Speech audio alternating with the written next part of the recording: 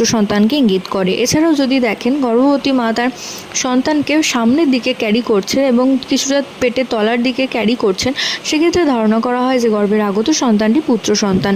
এছাড়াও যদি দেখেন কোনো গর্ভবতী মা তার মর্নিং সিকনেস একদমই নেই, অর্থাৎ বমি বমি ভাব নেই বললেই চলে, সেক্ষেত্রেও ধারণা করা হয় গর্ভের আগত সন্তানটি পুত্র সন্তান।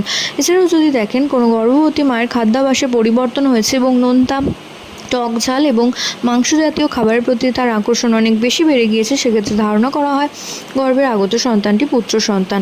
এছাড়াও যদি দেখেন কোনো গর্ভবতী মায়ের হাত পা হঠাৎ করে ঠান্ডা হয়ে যাচ্ছে, এটাও কিন্তু পেটে পুত্র সন্তানকেই নির্দেশ করে। এছাড়াও যদি দেখেন কোনো গর্ভবতী মায়ের স্কিন অনেক বেশি ড্রাই হয়ে গিয়েছে, অর্থাৎ খসখসে হয়ে গিয়েছে, সেক্ষেত্রে ধারণা করতে হবে গর্ভের আগত সন্তানটি অবশ্যই পুত্র সন্তান। যদি দেখেন যে গর্ভবতী মায়ের হেয়ার গ্রোথ অনেক বেশি ভালো হচ্ছে, অর্থাৎ চুল সুন্দর হয়ে গিয়েছে, চুলের ঘনত্ব বেড়েছে, এটাও পুত্র সন্তানকে ইঙ্গিত করে। যদি